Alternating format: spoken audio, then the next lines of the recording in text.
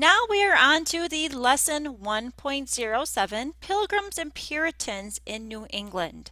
So now we've gone through the Spanish settlement and why the English were starting to settle in the New World, and now we're going to learn about the Pilgrims and Puritans in the New England colonies. Over a period of 125 years, the English established many colonies in the Western Hemisphere, 13 of them in the region that would become the United States. Each colony began with a charter from the British Crown, but it was privately organized and enjoyed a large measure of autonomy. In today's lesson, you will learn about the Puritan exodus from New England that resulted in the founding of colonies in New England. Goals for this lesson: explain why the Pilgrims and the Puritans settled in the New World. Why did they come to America? Identify the New England colonies and their founders, and describe examples of cooperation and conflict between the New England colonists and the Native Americans. Looking at our lesson resources for this lesson, we have the student guide, the lesson answer key, and the reading guide. I'm just going to go right to the lesson answer key because it includes all of those things.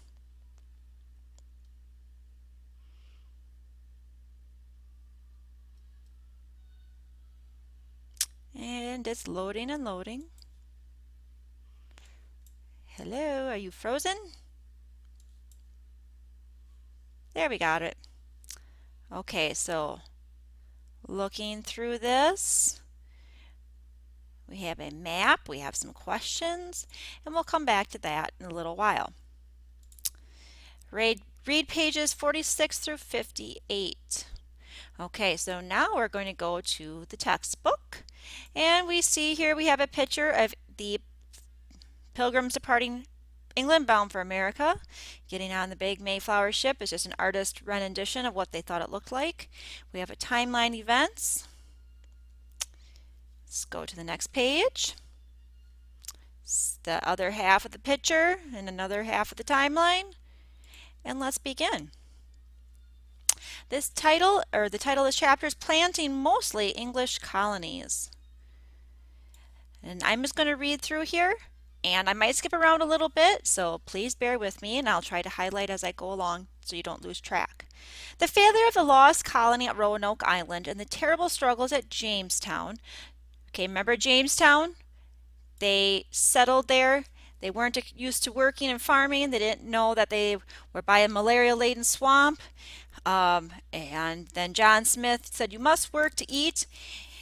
And through those struggles and learning to kind of fend for themselves and farm and such, then they started growing tobacco, which made it a profitable colony. Okay. Unlike the Spaniards, English colonists sent no ships laden with gold or silver back to the mother country. The colonies produced no profits for the crown, and while the king might desire the prestige of a colonial empire, the English treasury could not afford to invest in a distant land that might or might not pay off. So over the course of the 17th century, that's the 1600s, England's rulers left the risky enterprise of colonization to its industrious citizens. In contrast to the Spanish policy of exercising strict royal control, the English took an entrepreneurial approach, encouraging private investors and companies willing to put up their own funds to establish colonies across the sea. So England was basically allowing private investors, instead of their whole country financing these settlements in the New World, which was different from the Spanish. Okay, let's read down here this next paragraph. The winds of social and political change blowing across England filled the sails of ships carrying colonists across the Atlantic. Dissatisfied Englishmen of varying beliefs and occupations set sail. Their motivations were often shaped by turbulent and shifting politics in England. The founders of these colonies had various goals ranging from gaining wealth to being free to practice their own faith. Because the colonists were far from home and because they assumed they'd be largely able to govern themselves, many unforeseeable things happened. England's North American colonies became fertile ground for experimentation. We'll first read about the Puritan exodus. In 1620, some determined religious dissenters decided to accept the challenge of colonization. To dissent is to disagree, and in 17th century England, many religious dissenters vehemently disagreed with the Church of England. And it goes on to describe the roots of that dissent here in the next few paragraphs. For many Protestants, however, the Anglican Church was too much like the Catholic Church.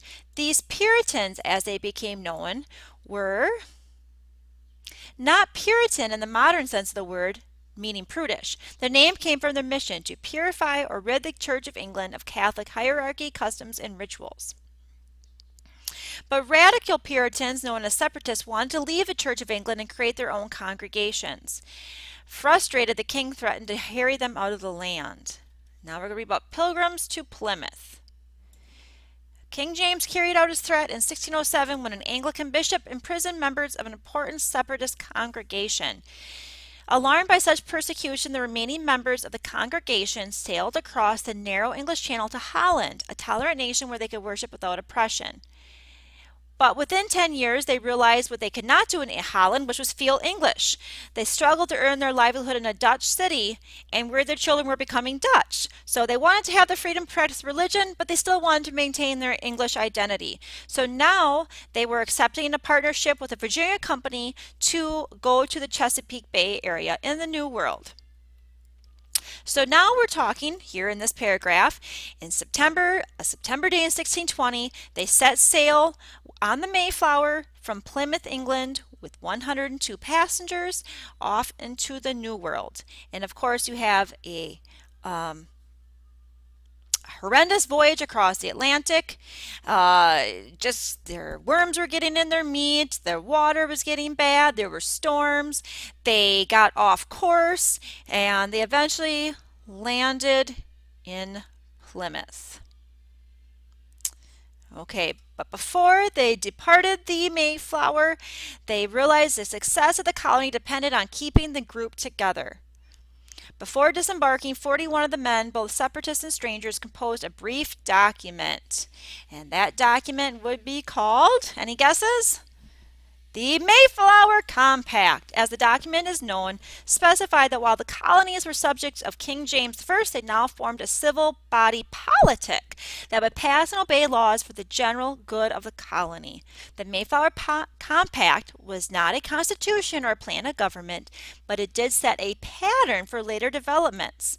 While the colonists preferred loyalty to England and the king, they expected mostly to govern themselves and improvised in the face of unexpected circumstances. And then it goes on to describe their harsh first winter. They weren't prepared, they had a late start, and some of the struggles they had. Okay, when they first set shore, there were still no signs of life, and eventually in the spring, a Wampanoag named Tisquantum approached the Plymouth settlement. Squanto, as he was nicknamed, started helping the Pilgrims during their first years of settlement. Advice on how to grow corn and how to fish and how to fertilize the soil and such. And then the hardworking families planted, reaped a harvest, and began to hope they'd survive the worst. In the autumn of 1621, thankful for the fruit of their labors and for Indian help, they began a 3-day Thanksgiving feast. And that is the story of how we celebrated, or not we, but they celebrated the first Thanksgiving.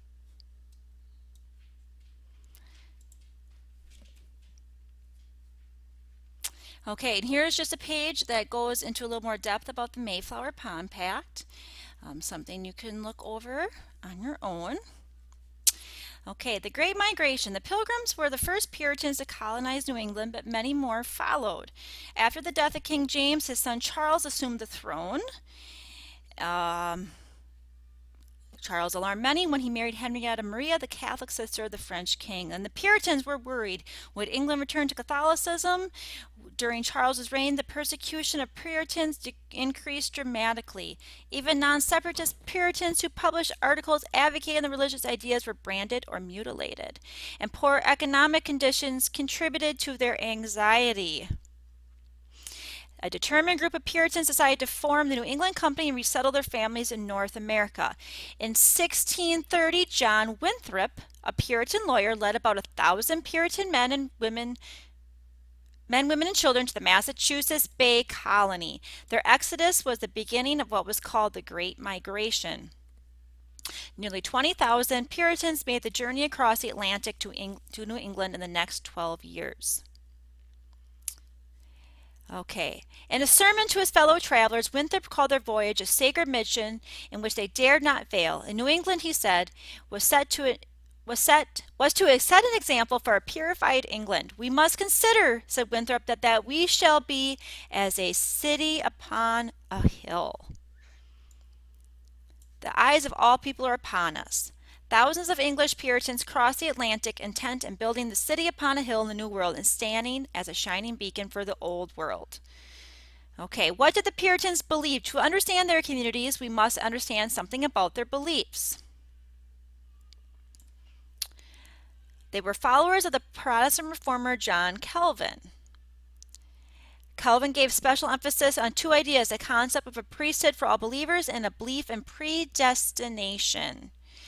By the priesthood of all believers, Calvin meant that churches should not be led by bishops, priests, or magistrates. Instead, all members of the congregation were in fact priests, since all could read the scriptures by themselves. Also emphasizing the idea of predestination, the belief that in God's plan some people were destined to be saved and others were destined to not be saved. The Puritans' version of Calvinism was a stern creed. They believed they must be constantly scrutinize their behavior and be ever watchful against lapsing against sin.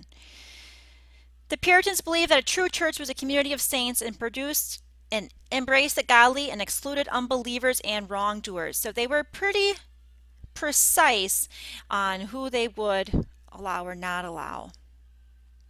The Puritan beliefs are important because they shape daily life in tightly knit New England communities. They defined life in the Massachusetts Bay Colony, where the colonists prized devotion to the Bible and diligent labor and kept a close watch on the behavior of each and all. Massachusetts Bay. The first wave of the Puritans in the Great Migration settled in Boston, Massachusetts. Although many died, their climate was healthier overall than Virginia. There was less mosquito-borne disease and death rates dropped. They established a village around a town green where sheep and other farm animals grazed. For leadership, Massachusetts Bay Puritans looked to John Winthrop. Whoops. They elected him 12 times to local governor.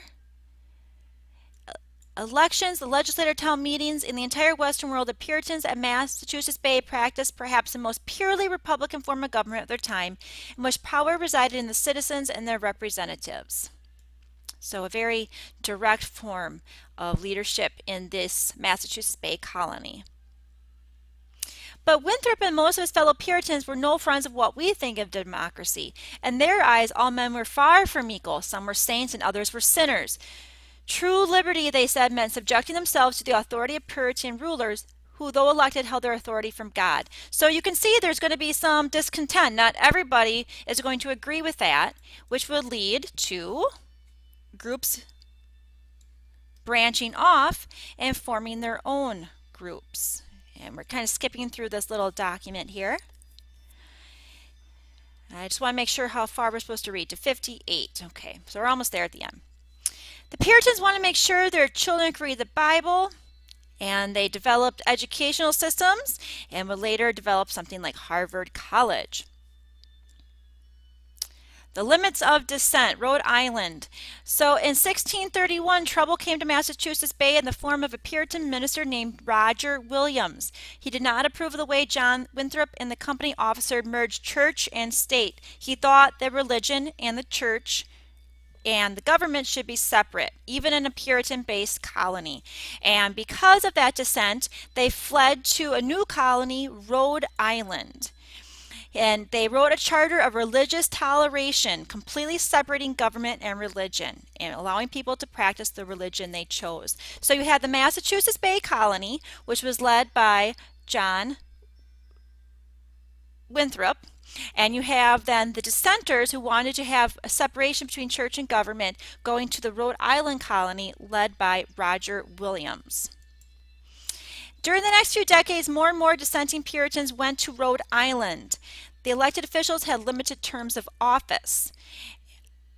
The Rhode Islanders also enjoyed the right to end unpopular laws by vote. And Rhode Island, as in Massachusetts, dissenters and separatists were organizing their governments. For the most part, however, the Crown was paying little attention to these significant developments in the colonies. And that is all for now.